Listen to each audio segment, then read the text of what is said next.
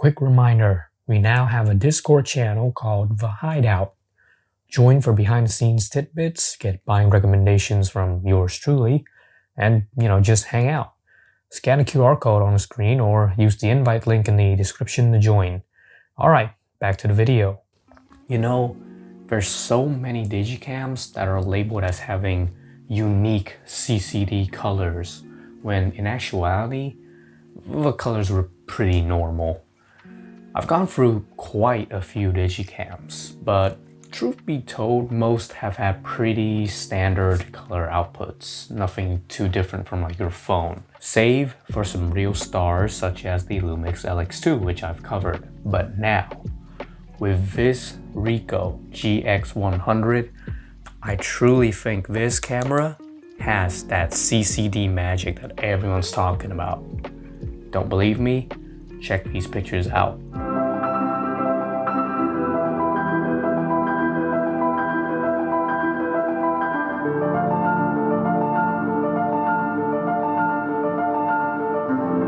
So a long while ago, I talked about the Ricoh CX cameras, little digicams that had the same utilitarian, quick snapshotter design and the ethos of the modern Ricoh GRs, but with really long zoom capability, and they were fairly affordable at the time.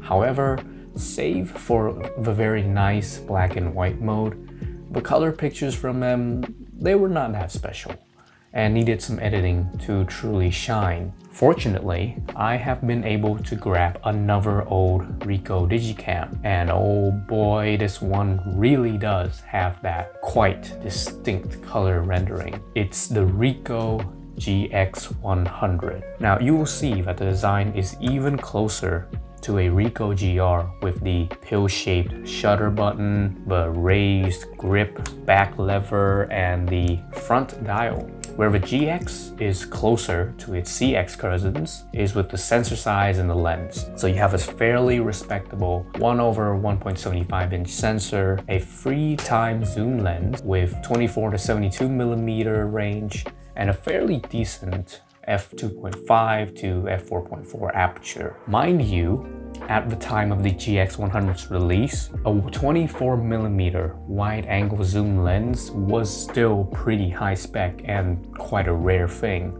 And if you really wanted even wider shots, they also sold a conversion lens accessory, which turned it into a 19mm wide optic. The lens doesn't have any built-in covers, but you do get the cool auto-open lens cap attachment. And well, sure, it's not a powerful 7 or a 10x zoom like the Ricoh CX series, but you get raw support on the GX100, making it into a powerful compact. There was also a rudimentary phase detection autofocus system on the GX100, and whilst it's not as good as modern PDAF, it is a bit snappier than the typical Digicam autofocus and a little more accurate as well. All of these features suggest that Ricoh really gave their all to this camera, and they wanted to at least future-proof it somewhat. And you get a cute little pop-up flash as well. For the hot shoe, there's actually an EVF accessory made for this camera that plugs into the data port, showing that Ricoh really wanted you to take the GX100 seriously and not just a basic compact. Though, unfortunately, I don't have that EVF accessory. Now, the software is where the GX100 starts to show its age. It's not as fast to boot up as the CX cameras, and the screen, well, it ain't that high res either. The UI is clean and utilitarian, as Ricoh's tend to be, and the cool features like the step zoom function is also present, letting the lens snap to popular focal lengths such as 24, 28, 45, and 50mm. When operating, you will mostly be using the back adjustment lever as I have shown, which can be clicked in to summon popular functions such as ISO and white balance. And the front dial is relatively helpful for shutter speed and aperture adjustments. However, the camera kind of lags a bit. There's micro stutter when switching between menus and navigating different items. And truth be told, I prefer the joystick focused UI of the Ricoh CX series more, so I don't know why they went back onto this back lever front dial kind of thing with the GR, but hey, I don't know. In practice, I guess I mostly leave the GX100 on auto mode, and I leave the camera to do the work in day shooting. But for nighttime, sometimes I would require using the shutter speed mode. Otherwise, it would choose like a really slow shutter speed, making for some very blurry pictures. And let me tell you, this thing is not really a nighttime champ. Nevertheless, when things do click, the results are some of the most distinct colors I have seen on a Digicam, really worthy of the CCD Magic title.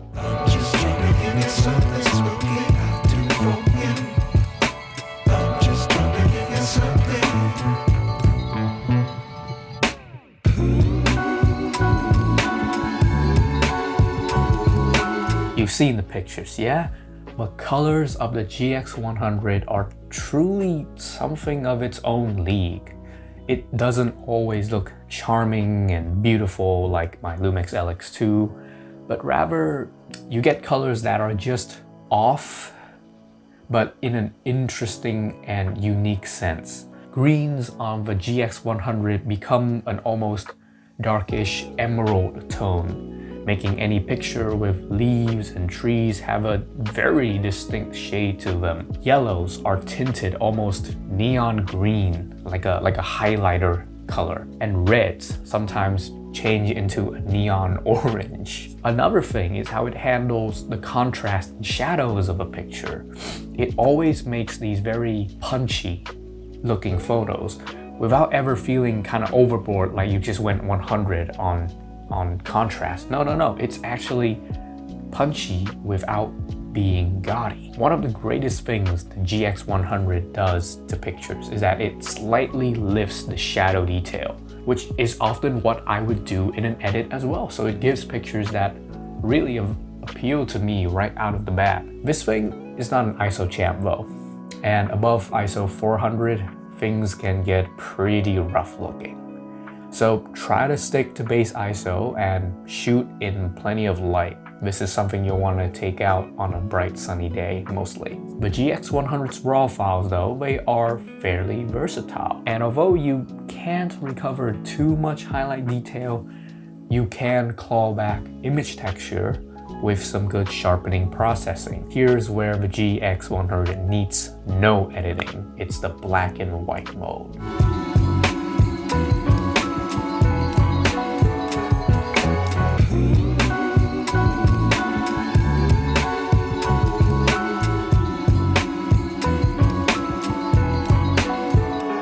There is a reason why many Ricoh fans will cite the GX series for their black and white pictures, as it truly pumps out some just great results, even like outshining the mode on the Ricoh CX that I reviewed before. In this mode, you can jack up the ISO to its max 1600 with negligible clarity penalties and just shoot away to create some of the most impactful feeling black and white pictures with a strong organic grain effect from the high ISO of the sensor. Like, if you're a black and white fan, the GX100 is really a classic and something you really ought to try. Obviously, the GX100 is not perfect. The slight menu lag is not too bad, but you use it long enough and it kind of cumulatively irks you. If you just shoot the JPEGs, the camera is quite quick to save pictures. But because there's no RAW buffer, if you're shooting RAW, you're gonna be sitting there waiting for anywhere from 4 to 6 seconds just for it to save one picture.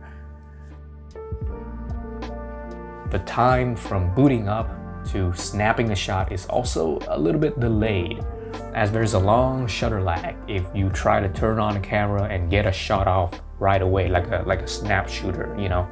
which has costed me quite a few photo opportunities.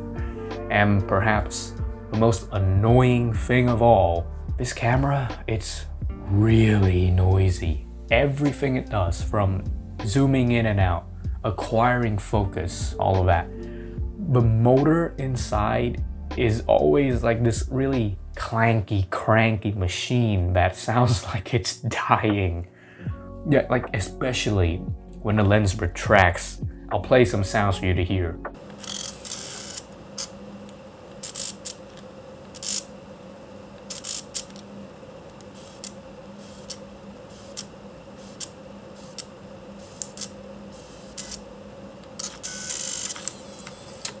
How much of this is because I bought a used old camera and how much of it is just because of the design itself? I don't know, but it makes what could have been a very discreet street shooter slightly less conspicuous, because it's always the clanky noises. Well, it announces your presence to everyone around it. As with most Digicams, the GX100 is not without its flaws. From the slightly laggy menu to its noisy lens assembly, sounding like a robot uprising inside the camera. Nevertheless, it truly has some of the most distinctly CCD colors I have seen in old Digicams. For other Digicams, the CCD Magic is mostly a buzzword without much credence, but for the GX100, it really is legit. That itself is more than enough for me to love it, and the beautiful black and white output is just the cherry on top.